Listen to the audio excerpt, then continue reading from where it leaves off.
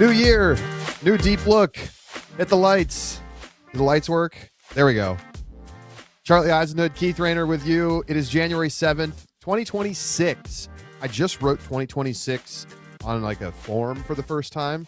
Always a little weird. You know, you got to get your brain out of its out of its habits. Keith, happy New Year. Happy New Year to everybody listening around the world. Hopefully you're live with us on YouTube. Give us a like, give us a subscribe if you haven't already. Keith, I hope you had a restorative holiday break. I know I did, and I'm glad to be back. I'm definitely glad to be back. We commented before the show, like it feels like we've been gone for so long. I'm surprised you remembered how to intro the show. We didn't get lost on the way to our respective studios in our homes, but we made it here, and I'm excited for 2026 right now.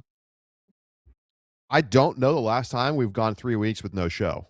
It's been a while. So, but what you are know, we doing? I think what season is this? Are we season 12, 13, 16? I'm losing count, man. Did we miss anything, to be honest? I feel like we didn't really miss anything. There's been like a little bit of stuff going on that we'll get to in today's show. We've got so much to do. We've got bold predictions coming up. It's a classic start the new year show. Our fine producer, Lindsay Soo, will be joining us for that in just a little bit. We've also got some small ball to talk about. We're starting to see some pro league rosters popping up, some interesting stuff in the college scene. The college season is officially started, by the way. So we are locked and loaded for a great 2026. It's going to be an epic year. I mean, we've got the World Club Championships this summer. We've got World Juniors after the drama that we had last time around with the France women winning gold. We've got a super interesting club season to come. Wide open feeling pro league. So much to talk about this year, and looking forward to all of it. Before we begin, allow me to implore again. Somebody Yes. please start the tradition. I just want two college teams that are closely located to each other to organize a game that happens like literally right away. Like as soon as the college season starts, I just want somebody play to 7. I don't care. Just one section game, and you're like, we started this. The season is really here. There is a college ultimate game that actually goes. That would be a cool tradition. Like, somebody decides like we're gonna play the first game of the year, and we're gonna play it, every year. That like Monday afternoon, evening. It's like the Snow Bowl. That would be fun. It's a great chance. It's a great chance for two teams that maybe don't get a lot of spotlight to suddenly like be like, hey, this is our tradition. We do this every year. Somebody jump on it. Absolutely. Keith, RIP to MTV. That stings. It's hard to believe. MTV, I know. Before you get caught up in the headlines like some people do, not MTV itself is not shutting down, but as a music channel, all of their 24-hour music television channels have been shut down. So you're pretty much exclusively just going to see reality TV, which, as somebody on the internet pointed out, was basically invented on MTV. So they were the architects of their own demise. I mean, I know a lot of our audience these days is probably starting to trend towards Gen Z, and they may have no like real affiliation with MTV as like a music thing. But when we were kids, Keith, that's what it was. Like they had the shows, they had the reality shows and all this stuff, but they also had music, and TRL was must-watch TV for years and years. Yeah, for a while it was the space that told you what music was cool. Like that was the only way that you found out. I'm not exactly sure how you're supposed to find out these days, whether it's like Spotify charts or what's popular on Instagram Reels and TikToks and stuff. But that was how you found out. And with radio on the way out, it's like, I don't know, it just feels like we're aging further and further away from the culture. Also, I think we're basically losing the music video. Like I'm sure that they exist on YouTube, and maybe some of the most watched videos on YouTube are still music videos, but like, are artists still creating compelling music videos? Is it still a way to get noticed? I don't even know if that's part of the game anymore. I feel like it's not nearly as important as it used to be, but there's still music videos for the biggest songs in pop music, for sure. Fun fact, Keith, my freshman year at NYU, I had just moved to New York. Literally, like the first 2 weeks I was there, I went to a live TRL taping So like I had the moment there. Now I was way too old Wow. for this at this point, but I thought it would be a cool like experience just to go and see what it was all about. It was like me and like 13-year-old girls, the Jonas Brothers were there, who I had never heard of, and people were freaking out. It was wild. Did you get on camera? Did you I get don't spotted know. in the I like never watched the episode. I just went. they show a lot of crowd shots. That's like one of their main things is showing the crowd outside, show you how excited everybody is for TRL. But it's a relic of the past now. Indeed. All right. Well, let's get into the show. First things first, it's time for our trivia question of the week.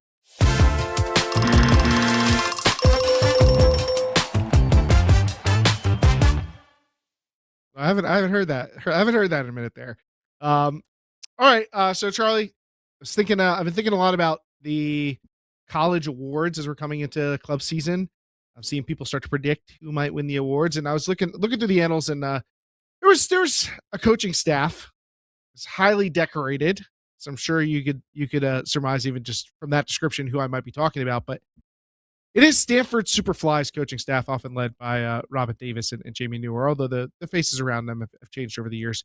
Uh, Charlie, how many times has Stanford Superfly been on the Coach of the Year podium since we started giving out this award?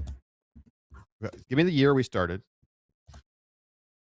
All right. So the first year that we actually gave out the coaches awards was 2014 with our initial college awards. So you got 2014 through 2025. All right. So like minus a season for COVID. So it's basically like 11 seasons. I'm going to say We gave out five. an award on the COVID year because of the Winter Okay. Nationals. We did Fair enough. do it. There's no way Stanford won that year. The Stanford wins because they sometimes start the year and look terrible. And then they're like in the national semis. And you're like, how did that happen? And the answer is the coaching. I'm going to say 5, although I'm tempted to say 6, but I'll say 5 because I feel like there is some voter fatigue issues there. But they probably lead the way in most appearances, but I'll say 5. They assuredly lead the way, but it's not 5. They've almost won it 5 times, let alone Wow. podium appearances. Wow. I'll give you So I'm way one more undercounting. shot at it. I'll go 8 then. 8. Just one off there. 7 appearances, 4 wins over that time span. So they're shooting well above 50% to for getting on the podium. Very impressive and unmatched, of course, across probably any level, but let alone just our college awards. I mean, it's amazing what they've been able to do.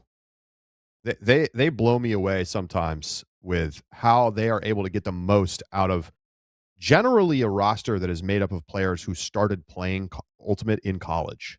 Like they are not getting these superstar youth players. Now, once in a while they get somebody and they tend to be really good in the years that they have 1 or 2 players who are really talented from high school. By the time those players are juniors or seniors, then they're knocking on the door of a championship. But what they're able to do with the sort of level of talent that they start a season with, no other teams would not make nationals with this level of talent. So impressive stuff for sure. And always a complex playbook. It feels like you always feel like you're going to get different wrinkles from Stanford. That they'll squeeze more out of their offense. They'll come up with some creative zones or defensive looks. You'd always trust that the X's and O's are always going to be sharp too. All right, well, it's time to welcome in the producer of Deep Look, Lindsay Soo, who is always here for us at the beginning of the year for our 2026 bold predictions. Sue, welcome to the program. Thanks for having me. It's nice to be on the front end. Yeah, I was going to say, do you prefer producing or do you like actually being on the show? Oh no, I definitely prefer producing because I can just trash talk you guys in the chat as we're going and no one knows. But I enjoy the once a year appearance as well. Well, let's check in. You're rocking the Phoenix gear right now. Another exciting season. I mean, you personally had an incredible moment or two at Club Nationals this year. What's the latest on your status? If I can ask you, off the top, I didn't talk to you about this beforehand.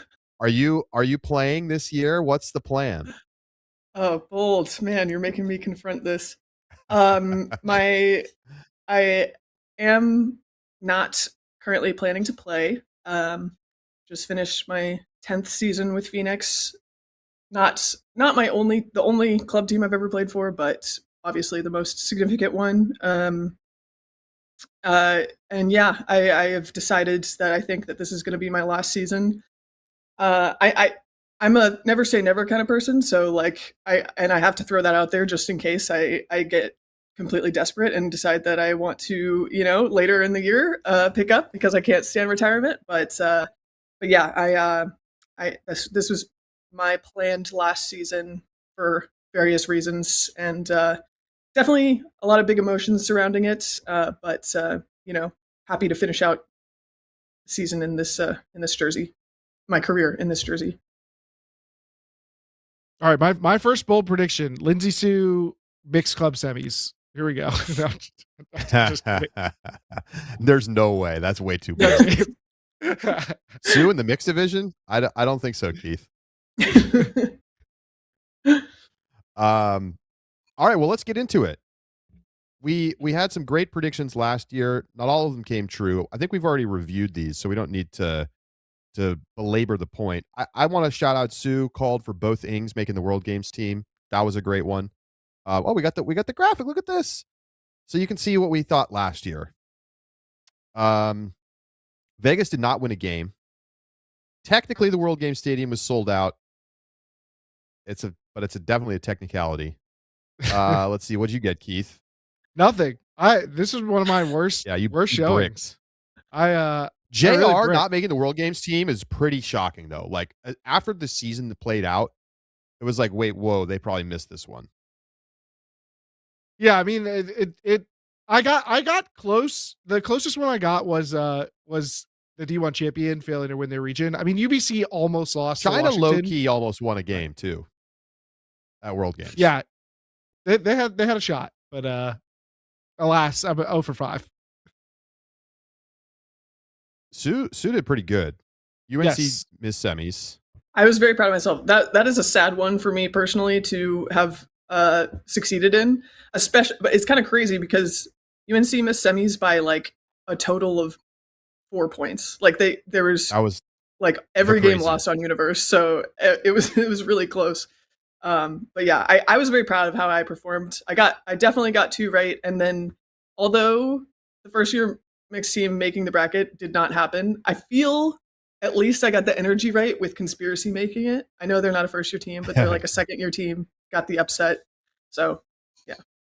And both of your correct picks were just so much bolder than Vegas doesn't win a game. So extra extremely true for that. I mean, I feel like we agreed that it was bold at the time.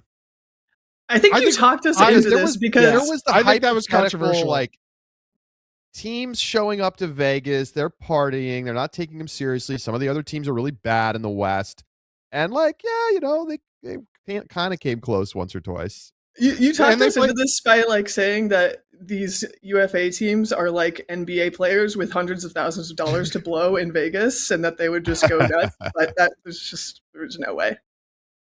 I mean, there were you had the games against Portland, and like I remember you kind of working your way into it, but we did. I feel like you got some pushback and eventually talked us into it. Well, lucky but that's me. Our fault. Now it's that's not your as a correct prediction. All right. Well, let's get into this year's. Sue, you're our guest. You've got the honors. What's up first in your bold predictions? Oh my gosh. Okay. Gotta see what I have written down here. So okay, my first bold prediction will start chronologically, I guess. Which I originally came up with this and was told that it wasn't bold enough, so I've appended it a little bit. My original bold prediction was that we get a Carleton sweep at D1 Nationals, but was told that wasn't bold enough, which is probably fair. So I'm going to say we get 3 out of 4 college champions are Carleton. Ooh. That dials So up the spice. you're adding in the D3. Mm-hmm. So That's come on, definitely, that's a tough parlay to hit. It's possible, you know. They're always in there. They're always, you know, is an opportunity. So I believe in the D3 Carleton squads, and I'll be cheering for them aggressively this year. Carleton was 3rd in the rankings in the women's D3 at the end of the season and projected rankings, and Chop was 7th. And then obviously the D1 teams are going to be probably the favorites in both divisions. I don't know. So it's still bold. Maybe you should have gone for just you think 3 UBC? teams from Northfield and gotten you some extra squads. Yeah, what are the other colleges in Northfield? St. Olaf is in Northfield, and there's one more, right? I think there is another college team. I think that's it. No, I mean, if you'll let me take it, I don't think the would Northfield Community College Collaborative has a team, but nothing's stopping them. I mean, it's not like a huge boost to get St. Olaf's, but you know, 2 more teams is 2 more chances at your hit. This would be very impressive if it hits. Is it bolder to say that I think it'll be 0? Concerning. 0 is also pretty bold, because I think that it's, you know, UBC brings back Mika Kurhashi, who is obviously, you know, player of the year, excellent, but it's hard to go back to back, and I guess, you know, that I'm arguing against myself because of Carleton in the men's division, but we're just going to say that they're resilient enough to go back to back. I mean, they're just the quality of the talent at Carleton coming in over the last 2 years and what's coming to Carleton this season is just going to be just so immense compared to other teams. It's a huge advantage. And they might have the best player, so, you know, it all works out. Yeah. Keith, what do you got? All right. Since we're starting in college, I guess tis the season. So let's see how you guys feel about this one. I've got 2 teams from D1 men's and 2 teams from D1 women's, and I'm going to say that some combination of those pairs, one from the women's division and one from the men's division, both make semis. Okay, are you with me so far? So I'm going to get an either or in each division, but I need to hit both divisions. So I'm shooting my shot here, especially in a year in which it feels like semi slots are at a extreme premium, in which everyone's basically writing in pen who's going to semis right now. I feel like I can get some boldness here. So I'm going with the women's division, Tufts and Cal Poly Slow, and the men's division, Northwest duo of Western Washington and Oregon State. All of those, I think, are unlikely individual teams to make semifinals. They were basically all like bracket teams last year, even, you know, Western even getting into quarters, although they got crunched once they got there. Tufts losing on Universe in quarters. But I think those are going to be teams that are on the outside looking in, given the strength at the top and people's, you know, extreme confidence in your Carletons, your UBCs, your Colorados, your UMasses, your Washingtons. So I think picking that I'm going to get 2 teams right from the upset field is it bold enough? So you're saying any 2 of those 4 would give you, like, will you give me if I get both the women's division teams and none of the men's division teams? I was angling for I got to get 1 in each division, but if you're open to just give me any 2 of those 4, I'll take that too. Yeah, it's a little wishy-washy, but I do think the teams you've chosen are all not favored to make semis. Though they are Absolutely all not. like probably favored to make quarters. So it's like not totally crazy. Who's your highest conviction pick of the 4? Of the 4 teams? Western Washington, I think. Maybe slow, but I'm still waiting to find out exactly the slow roster, but slow was the first team that came to mind. But I've been talking myself into dirt over the past few days as I've thought about this. I heard Eli Diamond is back. Is that true? He is back. So is Felix Morin for Oregon State. So I mean, Yeah, they're going to be good. There are good players on all these teams. Yeah, it's going to be an exciting season. All right, Keith, I've got a college one for you. Chloe Hakimi is starting her college career this year. You could go a lot of directions with a prediction about what's going to happen with Chloe Hakimi this year. My prediction is that she will not win Rookie of the Year. Okay, I'll grant you that this is bold enough, but I think that this is like you're not making a bold prediction. You're just like guessing the least likely thing to happen for some reason. Do you actually think that that's a possibility? Yes, that's why I'm making a bold prediction. Oh my gosh. Listen, that's crazy. I have been here before with superstar players from high school coming into college. Let me remind you, Jack Verju did not win Rookie of the Year in his rookie year. And so now I am telling you the same thing. Not that Chloe Hakimi is going to be bad. I'm not predicting that Chloe Hakimi is going to get hurt. I just think, given the talent on the team, given the fact that there are going to be some really, really impressive rookies elsewhere in bigger roles potentially, I think we could see another player win this award. Now, obviously, Hakimi is going to be the heavy favorite. She's the player that you would take if you were drafting rookies. I'm not saying that she's not the best player. She certainly is, but I don't think she's going to win the Rookie of the Year award.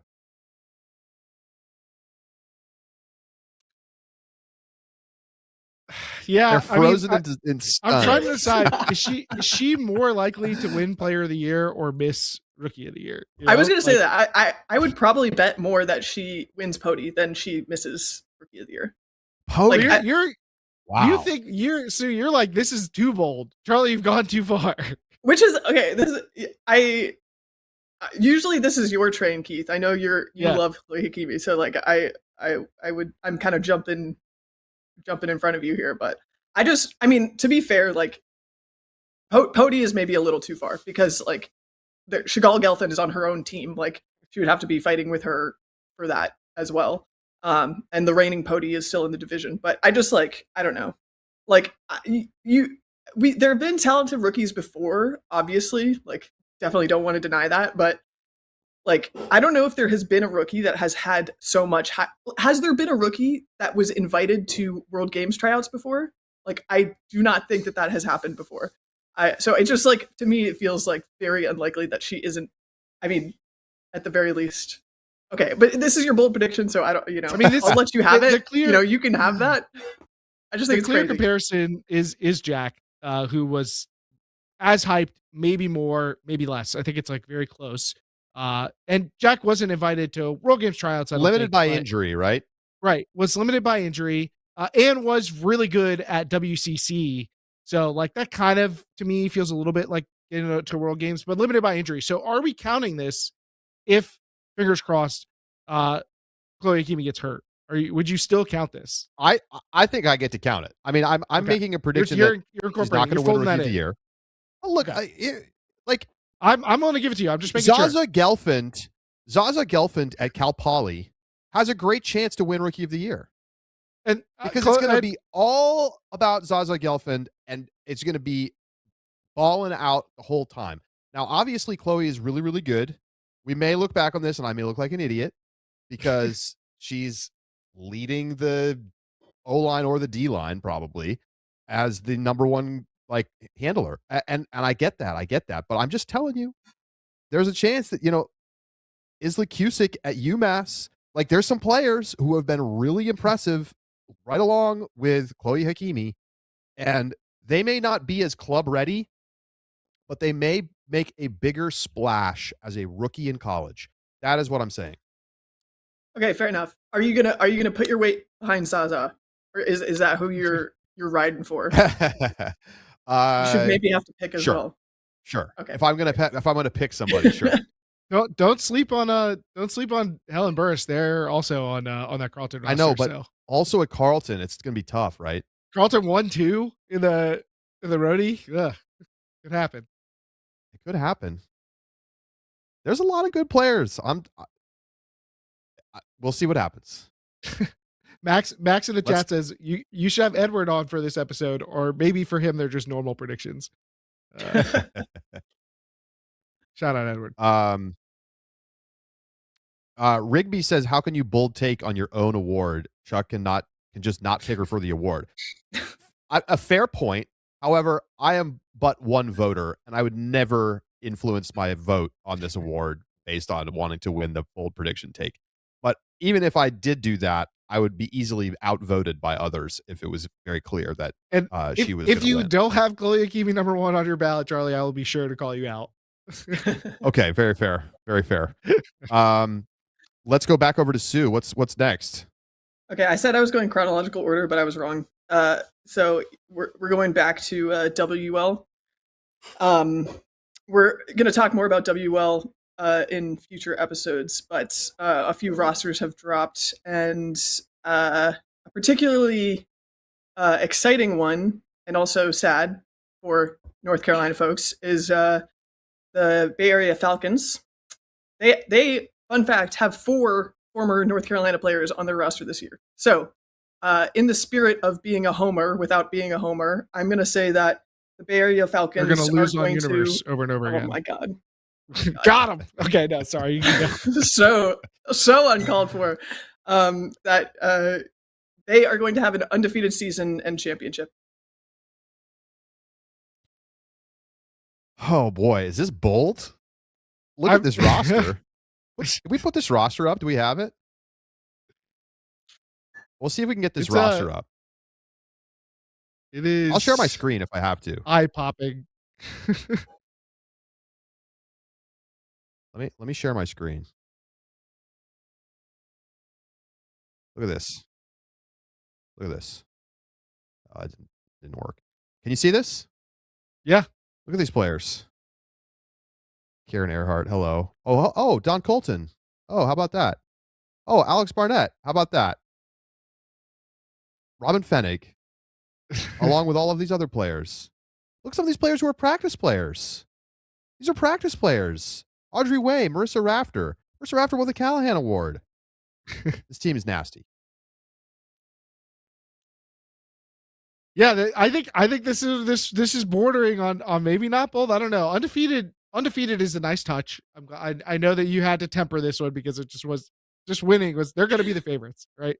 I don't know if I don't think we've seen the Super Bloom roster, so they in Seattle and Colorado are all pretty strong contenders. But I think after this, I feel like there's not much I'm going to see that's going to change my mind on the Falcons starting the season as the preseason favorite.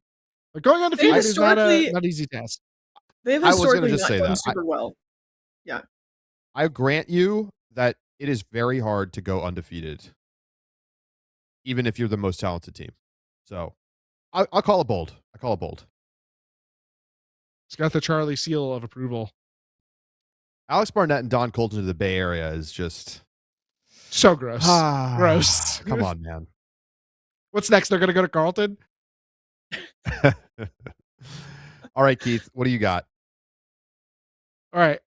Well, since Sue's taking us over to semi-pro, I'll join them there. My bold prediction, and maybe now that Sue's hanging up the cleats, well, this gets more likely. I'm gonna pick, because the last time I picked the red against Sue. It was not a good look. I'm gonna pick the Indy Red to win the PUL this year. Now, I have a lot less roster to go off of than what we're seeing in the WL. But if the trends hold from last year, I feel like, we've seen a lot of kind of up and down stuff in the rosters of the league over the years, especially New York's roster. So who knows what the gridlock are going to look like coming into 2026. The Red had a bunch of local continuity. They picked up a lot of players from Hybrid, which really kind of transformed the team's ceiling. We know Hybrid's good and has recruited strong players as well, so that could continue to feed into the Reds' success. They have a year where they really broke through under their belts, and they didn't really get to where they wanted to go, so they're going to be extra motivated. They're going to learn the lessons of last year, and I think that after going 5-1 in the regular season and basically looking like one of the best teams during the regular season, they're going to capitalize on that, build on that, and win the league next year. shocking all of the power teams. I I think I'll give this to you as a bold prediction. Like, I'll say it's bold enough, but I think it's not a terrible take. Also, um, so good job, Keith. They've been Indy's been like kind of sneaky over the past like many seasons. Like no one really thinks of Indianapolis as a like hotbed of ultimate by any means. But you know, as you said, they're able to pull from different places, and they've been really like pretty strong, all things considered. Like throughout these seasons, even when they haven't made championship weekend. So I think you're right that you know they broke through a little bit last year, and they have potential to build on that. Yeah. I think it's definitely qualifies as bold. I mean, like small market, and not to say that they don't have the capability. I do think they have the capability. It's just it's an uphill battle when you're not drawing from the same talent pool as some of the bigger market teams. And so I like it though. That'd be very exciting. Let's rewind to this time last year, and they were like, I know. Maybe not even a mid-table team. Like we were thinking maybe they could make the postseason. Like maybe they could qualify. And even now, I think still they might be a dog to qualify. I think if you asked who's gonna be the strongest teams, you know, people are gonna say New York and Philly and DC. So like I don't I still think they're a pretty big dog to even maybe reach the postseason, let alone win the whole league. I will also say that like it really depends on the schedule because you know like the season is so short that it's not entirely even. So if they get a good schedule, they could easily like maybe not easily, but they could definitely make championship weekend and really have a shot. But if they get stuck with you know some tough like back-to-backs on the road, then that could be hard for them. Schedule matters a ton for sure. All right, I'll give you my semi-pro take. Oakland Spiders, who missed the postseason in the UFA this year, are going to win the 2026 Ultimate Frisbee Association Championship. I have to say, I don't even know if I feel confident that they're going to have the talent to do it. But if they get those revolver guys back, I think they have a very good chance to make a big run next year. This feels very, very similar to me picking the Red. I feel like there's a lot of parallels between the Spiders and the Reds, both having strong regular seasons, kind of up and coming teams that were built on cores that come from existing club teams, but couldn't break through in the postseason, and now it could be their time to shine. Now, I guess both teams, those cores that we are just talking about, also won the club title. So I was going to say, you know, Indy doesn't just get to port over number one team in the land to their roster, but in some ways they do. So maybe I couldn't even go there. Yeah, I just think there's different motivations for different cities, and like it felt like Oakland was the best team in the West last year, and then they just really blew it in the playoff game. I mean, to not make championship weekend was brutal. All right. Let's see. Do we want to go to Oh no, Keith, you've got another one in semi-pro. Let's stay there for a sec. And then we'll move over to some international stuff. I do have one more here in this space. I think after years of us all waiting for it, you know, I feel like we talk about the connection between the PUL and the Western Ultimate League every year. And you know, I feel like basically everybody is shipping them more or less. Like we're all watching the same show and we're all like, all right, when are they going to get together? I think this year builds on last year. If last year's All-Star game is, you know, them looking dreamily into each other's eyes, this year we get the kiss. The champions play each other in this relationship. I think we're going to get the two winners of the leagues are going to be organized to compete against each other. We've got new leadership in the leagues. That's a good way to generate some change. We've got momentum to build on from the showcase game, last year's All-Star game. So you're seeing that the leagues are open to partnering They want to have some opportunities to like build on the brands that they're both building. And they know this is what fans want. That fans want to see the champion of the PUL and the champion of the WL compete. I think they make it happen this year. Maybe it's not like a formal game. Maybe it's not like where they come up with some cup or some trophy or something and they play it annually. And it starts off as a little bit of like, oh, this is kind of a fun thing, not that serious. And it gets more serious and it becomes a more formal connection. But I do think we're going to get organized competition between the two leagues. Please God, let's have that happen instead of another All-Star game. That was one of the worst games of Ultimate played all year. But I love this idea. I root for this idea, Keith. I think it's a great, bold prediction because there's no like, it's going to require multiple people to agree. And I could easily imagine this game taking place in Madison at UFA Championship weekend, similar to what happened this year. I do think it would be better if we had this happen than an All-Star game. Although you don't have to hate so hard on the All-Star game. It was very cool that got to happen, and it was very cool that it happened. But it was very windy, and it was atrocious. It was so windy, brutal. I will say, I think that there's going to be a big fight. Like if we're truly doing like a cup thing, somebody's going to be salty because either they're going to be playing with that 7-second stall, or they're going to be playing with the 10-second stall, and somebody's going to be like, nope. Like it's not for real. It's not for real.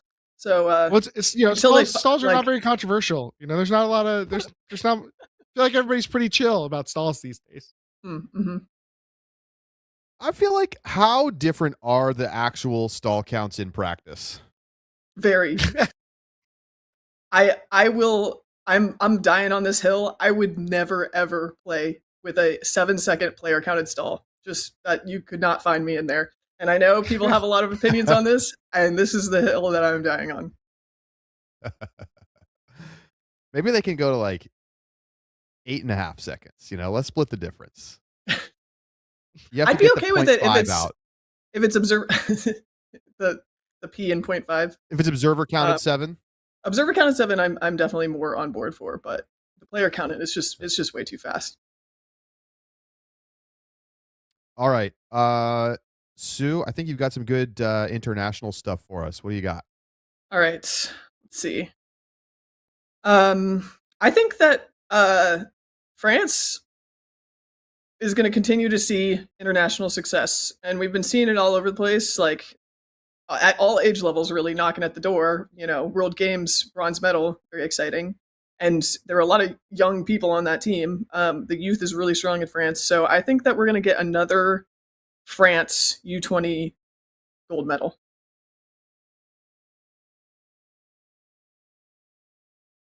It counts as bold simply because the U.S. is always the favorite. Nice. You're saying any specify. French team? Yes. Any French team? Any French team. Let me take a quick look at the. Yeah, I'm looking at last year. So I feel like for me, it's like probably going to be the women's side, but I mean, it seems like it would be most likely honestly, in the women's if it happens, just because that's where it was last time. I feel like I don't quite know who all is coming back for Team France. I don't know if we've seen a roster. Assuming that they have many of those people back, which I know Zoe Forget, for instance, is still eligible. They might be the favorite. But I still qualify this as bold, but I think that France is like a very clear like co-favorite with the US this year. They have some really talented players. I mean, who's the best player on the women's roster this year? Probably Nora Luloff. Obviously, great talent. Yeah. But Kamari Okamura is going to be unstoppable. I just think that those French players they showed last time that they were on another level, especially on the athleticism department.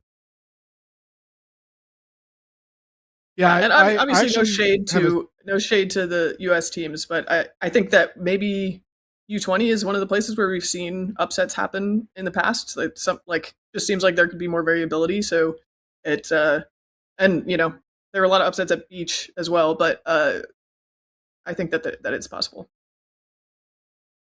Yeah, I think you're probably mostly looking at women's and open here, because they I don't know if they quite have the depth to put together a strong mixed team, especially if they're gonna have to go up against like the US and Canada and stuff. But yeah, both sides, they lost in the final last year like by 4 or 5 goals. So ready to compete. And obviously it feels like there's a budding rivalry. I don't know if the national teams themselves, like if the competitors feel that way, but certainly feels like it from the outsider's perspective that there's a little, blood in the mouth from these matchups between US and France over the years. Yeah, I love it. I want to. We've got like the Belgian Open budding rivalry in sort of the adult club side of things. Perhaps that comes to a head at WCC this summer. I have a prediction in that department. Excuse me, Keith. It looks like you got something here too. Yeah, and the people are clamoring for these, Charlie. I don't know if the YouTube chat is over here. Where's the WCC prediction? So I'm glad that we got there with WJUC and WCC, the big international tournaments on the calendar. All right, so mine actually is like piggybacks off of Soo's prediction. So I'm going with non-US teams will win 2 of the following: U20 boys or U20 girls, and WCC women's and WCC open. So I'm taking not just a France to win U20 gold in one of those divisions, or both, but I'm also taking WCC in the women's and open divisions. I'm not bold enough to go to the mixed division. I will pass on that. But in those other divisions, I think we're gonna get 2. That's bold. Who could win against the U.S. teams in the women's side of WCC? Well, we'll see. What like Yaka's roster looks like, or Sixers. Obviously you also have the Colombian Revolucion and Makana. Split the talent. There's some. Yeah, I know. That's not exactly the best. You got Shout as well, and then what the Japanese teams look like. Yeah, Shout snuck in. Yeah, so there's some real candidates. You can never discount the Cardenas twins. Oh, so I agree with that. You definitely, it's out. It's an option. Is Ellipsis going? Ellipsis is going fairly well. Mm-hmm. Yeah, and if they bring a strong roster, they could definitely challenge some teams. I think it's bold. I think it's going to be tough for the field to overcome all of the American teams, because there's 3 who are all extremely good. So that's going to be challenging. But yeah, I can see it. I can see it in U20, and I can see it in WCC Open, which is what I'm going to predict right now. I'm going to call the shot. I'm somebody in the chat is already calling this not bold enough. They predicted my prediction. Mooncatchers is winning WCC. They're finally going to get the chip. They have not beaten, this Belgian group has not beaten the U.S. in a big spot yet. It hasn't happened. They lost on beach. They lost in U24s. They lost last WCC cycle. They've lost every spot they have. They lost at Worlds. They haven't been able to get the job done. But this is the year that they're going to get it done. And I will head off the claims that this is not bold enough. When they have never been able to do it. I know they're the top team in Europe, but with the teams coming over from the U.S., it's a similar story. I think that they're going to be underdogs to all of the American teams, and so it's going to take a real effort, and that's why I think it's bold enough. What say you guys? I think I'll give it to you. Yeah, I think if you look at the tape from Mooncatchers last year and at the U.S. Open, obviously super talented. They've got maybe the best player in the world in Don Desmarais, but the places in which they faltered is that they rely so heavily on the talent of those specific players. And you could see they were a team that was susceptible to covered sacks if they were facing good defense. So they don't necessarily have the same kind of like structures built in that a lot of the top elite men's teams in the US have. So I definitely don't think that they would be the favorite, considering how they were last season, even though they have been super talented.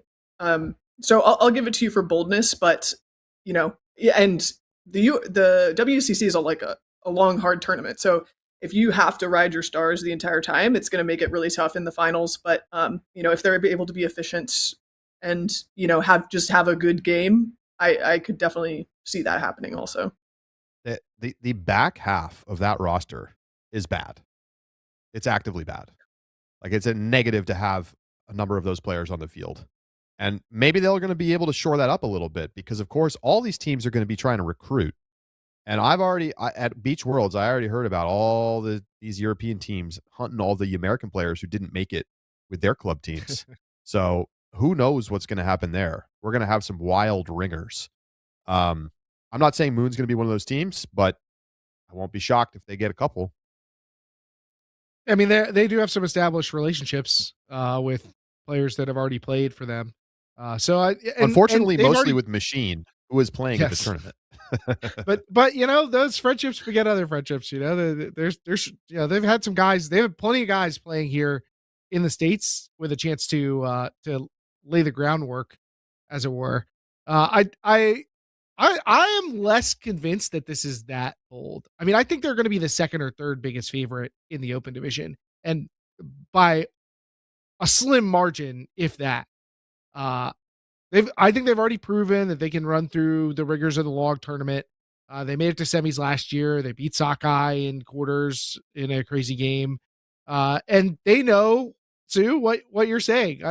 Every time I feel like I've talked to them over the past 2 years, they're like, oh, we're trying to learn to be a more disciplined team. Like, we don't want to trying to find that balance between the identity that they have and the way that they like to play, and also learning and understanding how to play at a higher level.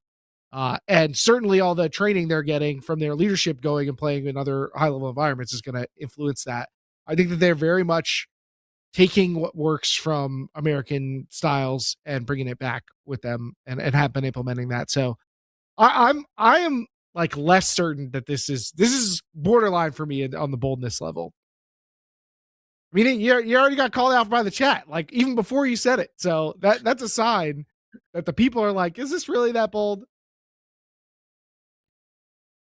I get it, but I think it qualifies.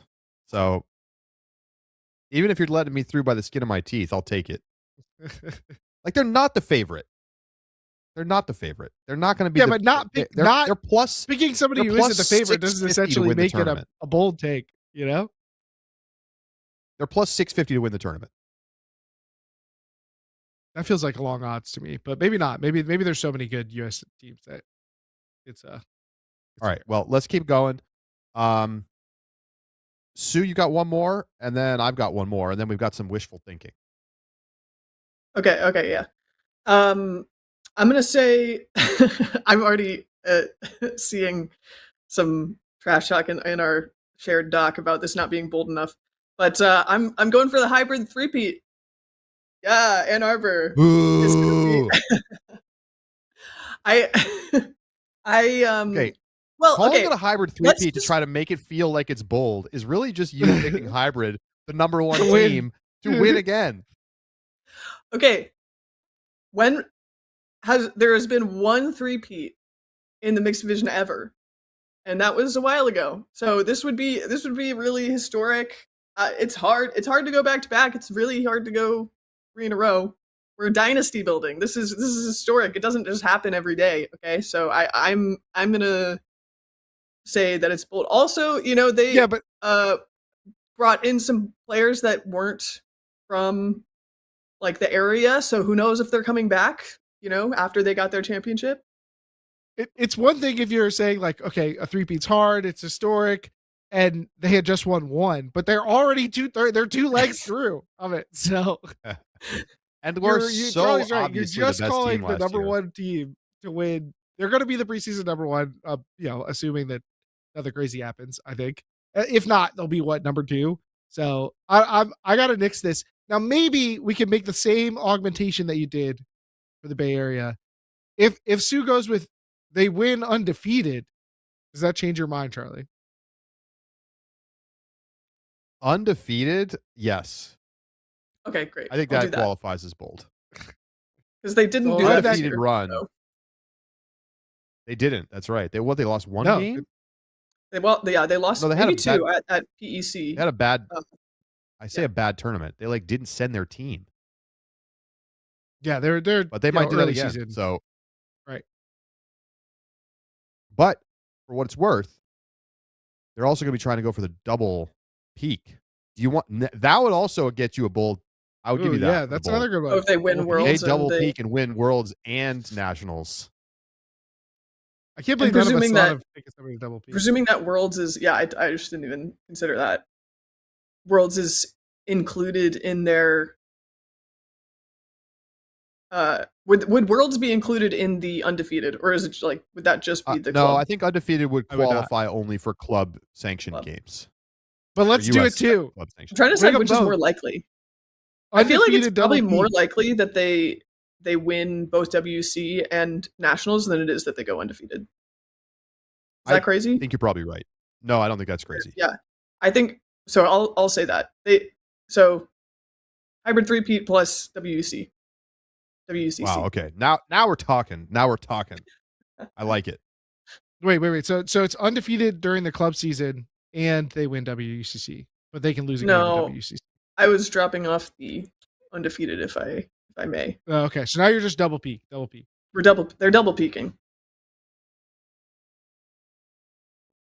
I still want you to take double peak plus undefeated all the way through. How about I get an extra bonus point if they also go undefeated? Fair. I think that's fair. Charlie says yes. Charlie says yes. So you got to lock this one. So this is not only you're picking it, but you also have to log it.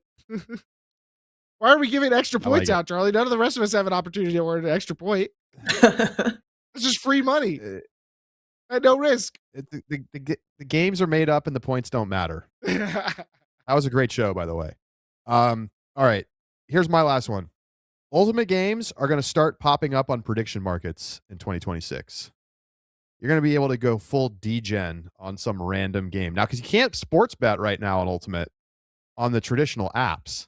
But the prediction markets, I guess technically we saw a couple of these in 2025.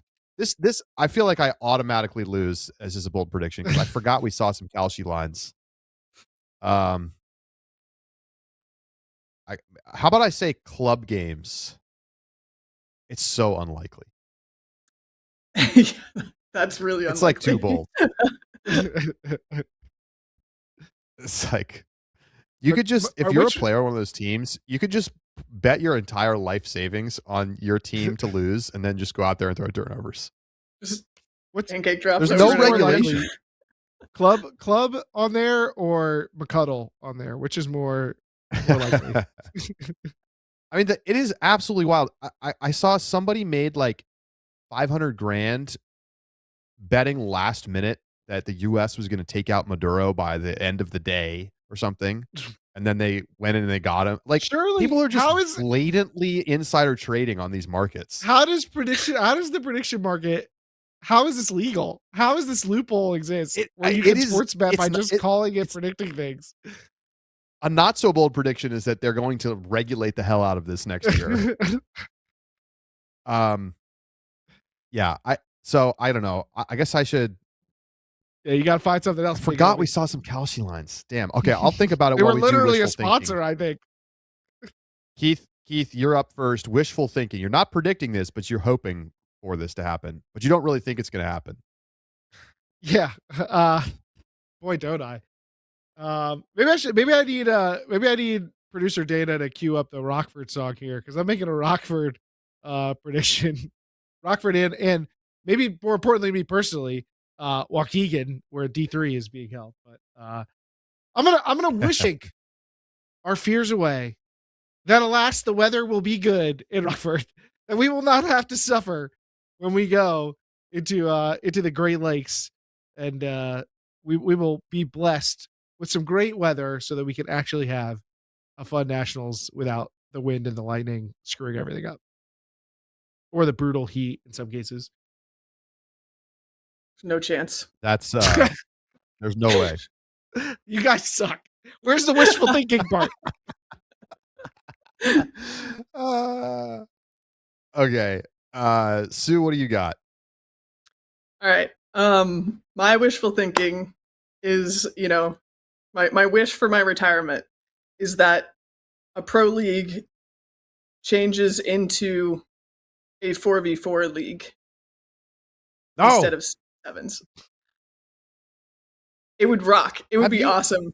Y'all are haters. It would be great. Have you watched Force? Have you ever watched it? I've not. I guess no. I've not watched it because nobody streams Force. Who's yeah. Well, I've played Beach Force. That's different. I'm not asking for Beach Force. That would be ridiculous. That would be crazy. We saw Ultimate Fours at USAU tournament that time. Man, that was great stuff. Scintillating. Okay, so I'm changing the rules though. That 4v4 playing would be fun and interesting. It is one of the worst things to watch of all time. This is the thing. Big field 4v4. Everyone's trying to add more players. They're trying to make the fields enormous for this. No, we don't need that. You can speed up the game by reducing the number of people and keeping it on a reasonable size field. And it's really fun. I don't know. I love fours. I play a lot more threes than I play fours, but I do think that fours would be more feasible for pro league. It'd be easier to market. You got fewer players. You could have more teams. There could be more competition. This is me getting on my soapbox. I'm such an evangelist for mini. And it would be great. Let's love. You do not have to preach to me the virtues of mini. I love fours as a coach, but Charlie might be right. I'm way more open-minded about the potential for this to be a quality spectator event, but I don't know if there's going to be enough groundswell to push in this direction. I know this is your wishful thinking. And as the chat points out, you're North Carolina pilled. This is such a North Carolina pilled take. And you know what else? I know this about you in the audience. Sue was playing fours illegally during COVID. That's not what I was going to say. I was going to say the other inspiration, maybe you don't even realize it. Maybe it's subconscious. You love Unrivaled. So I think you're seeing this less is more. Let's take some people off the floor and get popping. I don't know. Isolation. We're gonna see some fun stuff happening. And this is my other. Yeah, everyone should watch Unrivaled if they haven't. It's awesome. 3v3 women's basketball, amazing. Anyways, that's a tangent. But no, I think y'all just need to give it a shot. You need to give it a shot. And again, as somebody who works for Ultimate World, I can see the benefit of other leagues having fewer people on the field. It's easier to create stars. I think that there's potential for, that could be someday, if we ever went in that direction, a market for more success in the sport. And also, if someday down the line we ever got the 4v4 beach ultimate in the Olympics, it might be more likely to happen because they would see that as more of a viable thing that is presentable, and also people would want to train it more. I accept fours as a possible Olympics thing, but that is the extent to which I want to watch fours. I mean, I have to say 5-on-5 basketball is categorically clearly more entertaining than 3-on-3 basketball. I do you agree with that take? You watch both formats. I love watching 3v3. I think you get some really good isolation. There's a lot more space. I really enjoy it. And maybe that's more of a women's thing. I'm saying it's worse.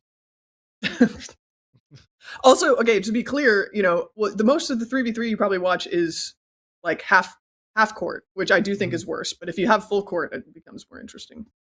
There's some really cool creative passing that happens. Anyways, this is chaotic out there. But we're getting super off. I'm surprised you didn't go with the future will be 2v2 and one of the pairs of twos has to eat raw eggs in the middle of it. I thought that might be where you're going here. If you know, you know. Okay, next one, Charlie, you go. The UFA starts relegation To what? And the teams that are bad just get relegated to not being in the league anymore. There's no B League. They're just gone. Yeah, you have to go play summer league. Like, what happens to Yeah. You gotta go. You gotta go in. I mean, the Vegas Bighorns went to a tournament and lost games like to random pickup teams. Charlie Hoppus is like, I beat the Vegas Bighorns. Professional, baby.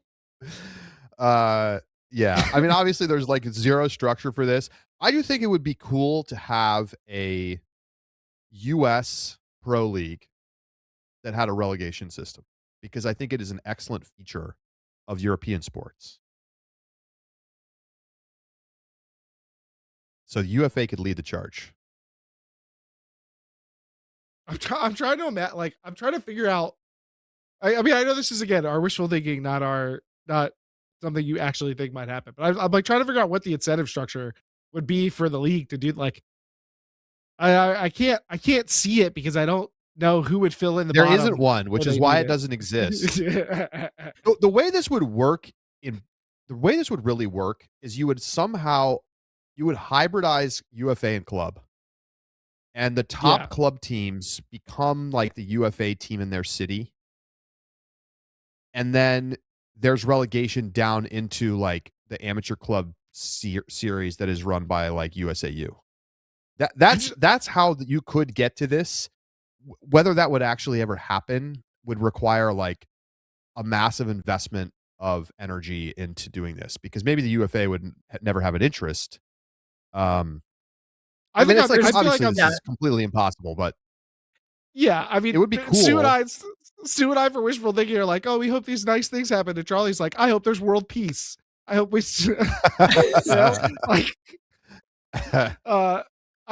I think this. Maybe I could see this happening in reverse. Like, I actually could see like, okay, if you win this elite tournament thing that the UFA hosts, then you get to be in the league for the season or something crazy like that. Like, that feels more likely to me than they're just like, hey, if you stink this year, you're getting kicked out. They need the money from the teams. Rigby says this has already happened. How is this a bold take? Aviators and Mechanics got relegated last season. This part's not a bold take. They were not relegated. No. They chose to leave the league. Like, it's I'm glad they're gone, to be perfectly honest with you. Like, I know people are like, oh, sad Mechanics. I don't want terrible teams in the league. It makes for a worse product. I'm heartless.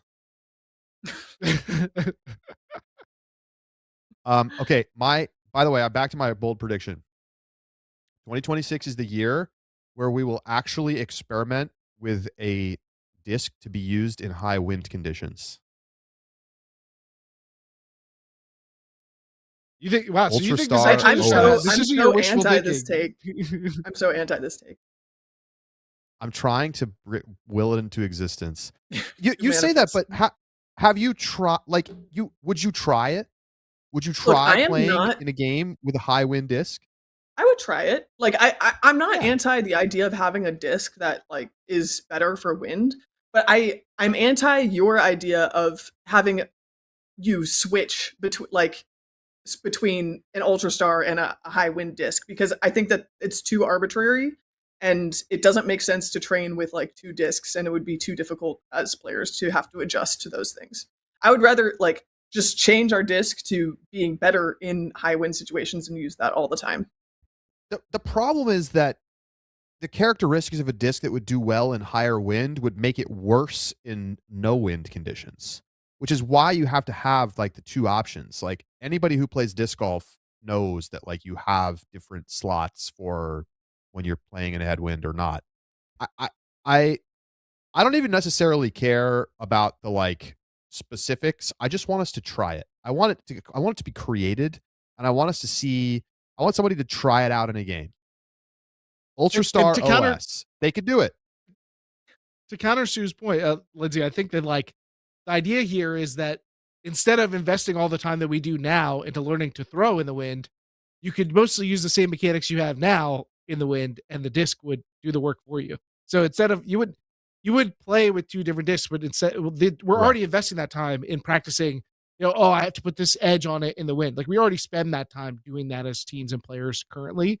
So we would just invest that differently to be able to play with this new disc that hopefully would fly more like a traditional Ultrastar does in regular conditions, even when it's windy, but keep us from extend the range of wind that are functional. Because we all know there's a certain point where like it doesn't matter who the hell Alex Snyder could be throwing that thing and it's going wherever. So there is that point, and maybe we can extend that range a little bit.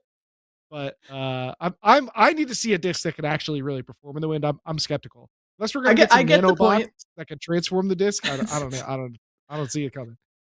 I get the point. I'm just skeptical. I think the logistics of actually employing two different discs would not go as well as it is in theory. Some people agree with me in the chat.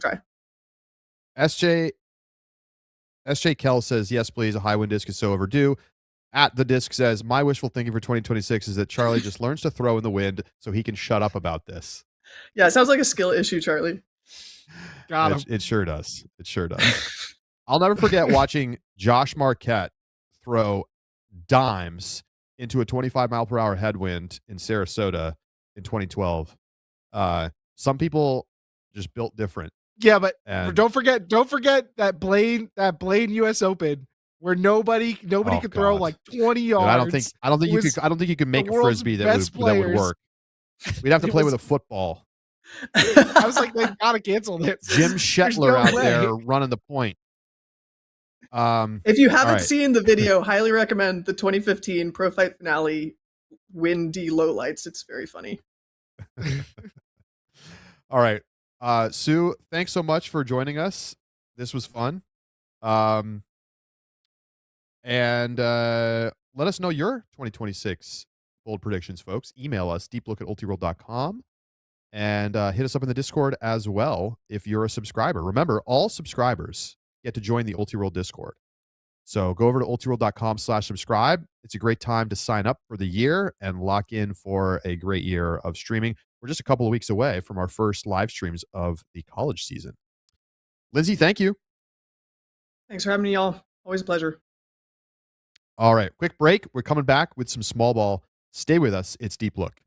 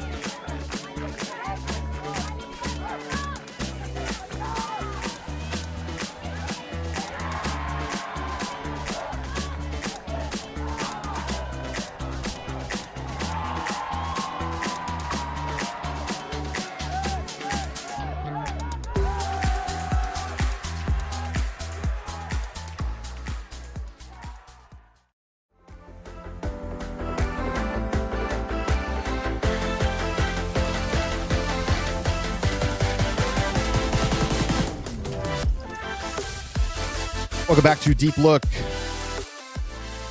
Keith Raynor, Charlie Eisenhood with you. It is time for some small ball. Keith, take it away. What do we got this week?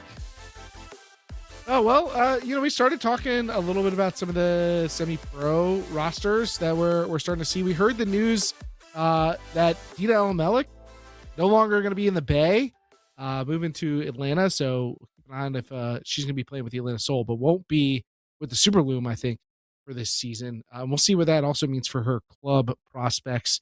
Something tells me she's going to be on Fury at least at Worlds, but we'll see what the actual regular season brings. As we're starting to look at those rosters, those Dawn Colton, Alex Barnett, potentially those other former Carolina players like Sarah Combs also moving to the Bay, Karen Earhart. I don't know what's going on there. So it's transfer season, as it were, as people start to make their plans for the upcoming year. Charlie, any thoughts on some of the roster changes? First of all, people can do what they want, and if Dina decides to play with Fury the whole season, that's totally understandable, especially considering that, of course, she will play with them for Worlds. I hope she decides to play with Ozone. I think it would be really good for a player of that quality to breathe new life into an Ozone team that's not that far away from being back at Nationals right now. And like, yeah, it's a big downgrade, right? Like she's going to have to accept that she's not going to be playing for a championship anymore. Like Ozone's not winning a title. But to help develop your own community, like assuming that this is a long-term, landing place for Dina, I hope that happens. Maybe not this year, but 2027 or later. Like it's hard. You can't really play with a team that you can't practice with. And so I think, 1 year I get it with Worlds, but I would be really encouraged if she popped up on the Ozone postseason roster. I think that'd be awesome. I think if you were pulling up the prediction markets on Kalshi for where Dina Helmech's going to play after Fury, I think you're going to see Raleigh and Space Force as more likely candidates. I think than I get that. All right, this is a really interesting one. New scholarship to play College Ultimate at the University of Texas Tough on the men's team. The Calvin Lynn, the coach, posted on Reddit 2 months ago the largest scholarship, $20,000 for the first year. Because the state has a well-defined process for establishing Texas residency, you could pay in-state tuition after your first year, and this year, in-state tuition was under $12,000. So this is, out-of-state tuition for UT, pretty pricey. I didn't look it up, but it's probably $50,000+. Having like a $20,000 chunk taken out of your tuition, that's a big deal, Keith.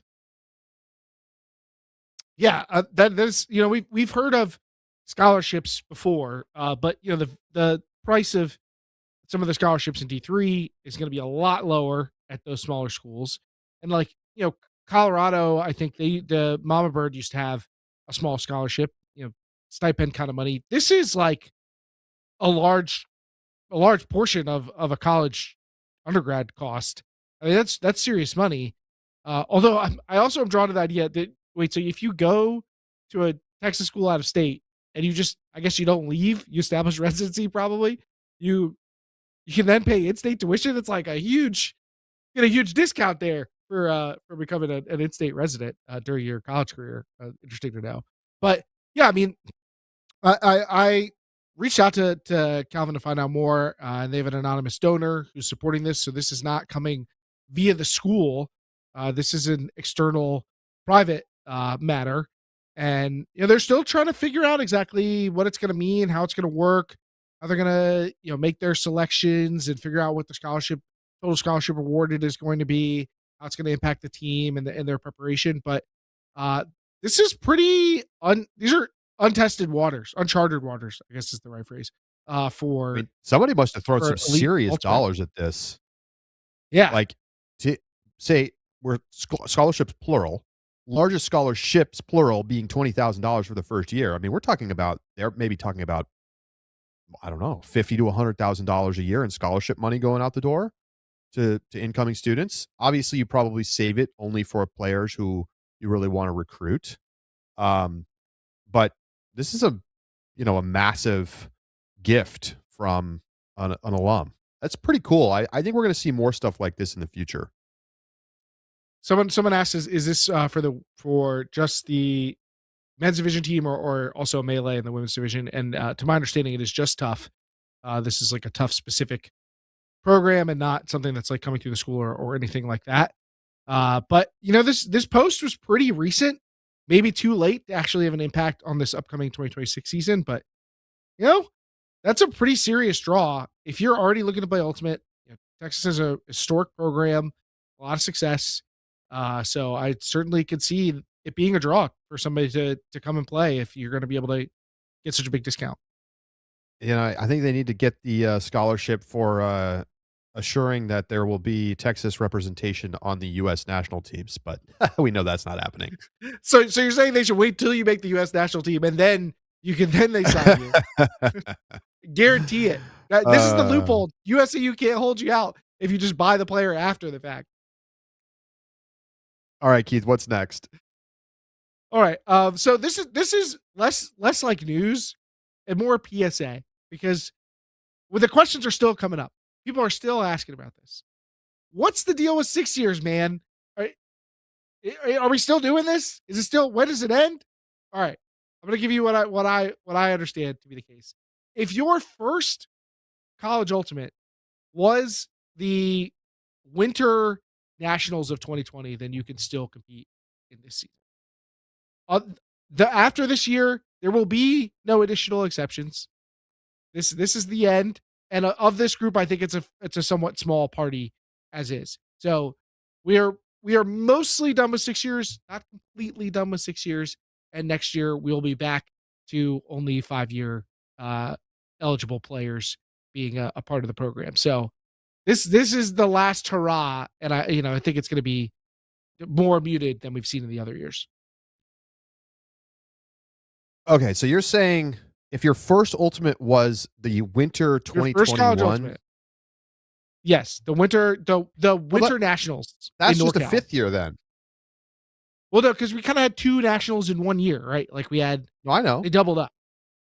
But it was still a 5th year, right? Because if your first, if that was your first ultimate, that means you were a rookie fall 2021. So 21, 22, 22, 23, 23, 24, 24, 25, 25, 26. That's this year. That's 5 years. But you're playing 6 nationals, right? In that situation. Okay. Yes. Am I right? Yes. Okay. Yes. There you go. So you're playing in 6 seasons, even over a 5-year period. I would say effectively 6 years are already done. More or less. Because it's not going to include people who played in 2020 or 2021.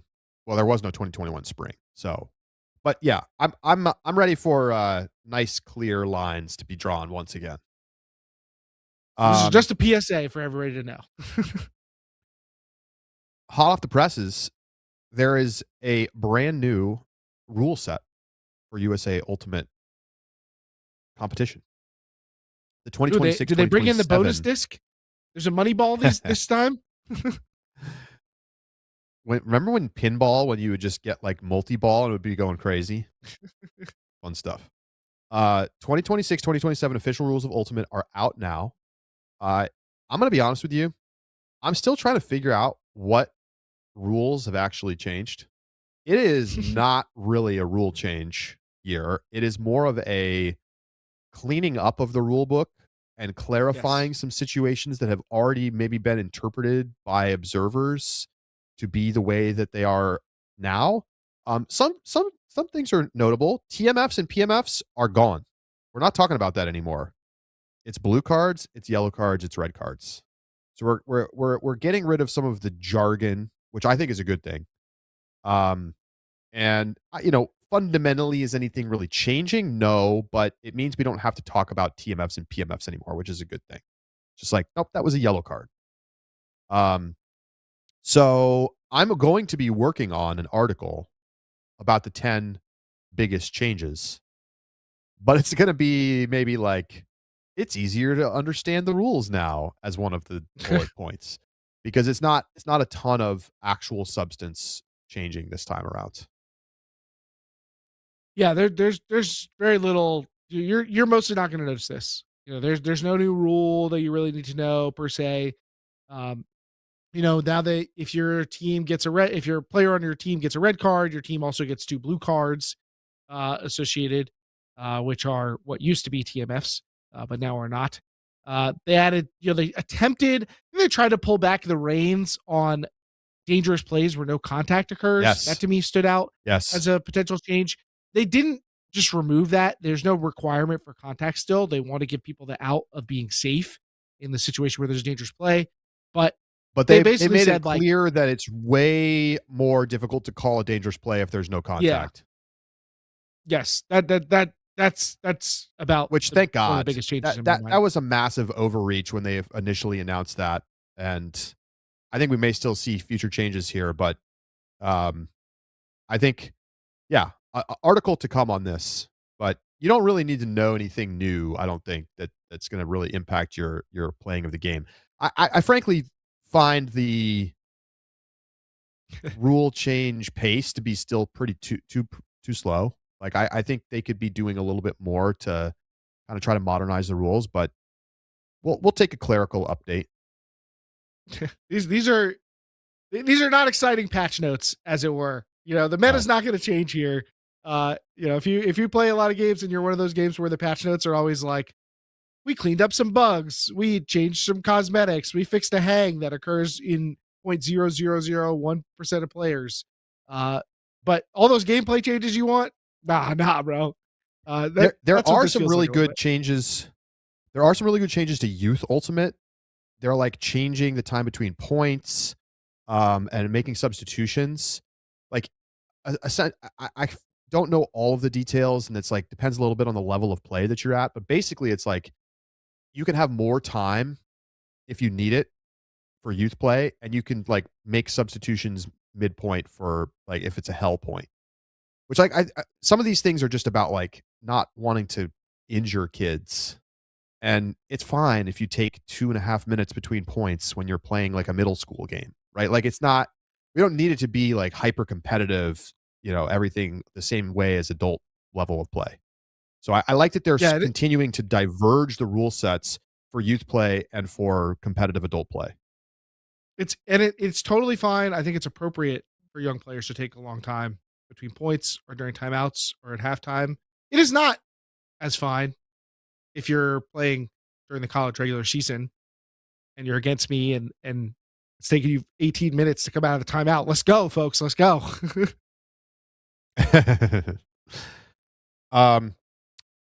Rigby says they clarified and changed the injury sub because people were doing it incorrectly. Basically, it says that a team must announce the use of a timeout to avoid subbing a player calling a non-contact injury. So if you get hurt and you want the player wants to stay in the game, like if you're just running and you roll your ankle, you can't just say I'm taking a sub, or like I'm stopping game and then I'm going to continue to play. I'm fine. If you want to stay in the game, you have to use a timeout. Otherwise, they have to sub out. You can't just like stop the game, catch your breath, and then stay in the game. Like you have to call a timeout for that, which makes sense because it helps. And this is not a change. Prevent the gaming of the right. This is a clarification. This is how it was supposed to be.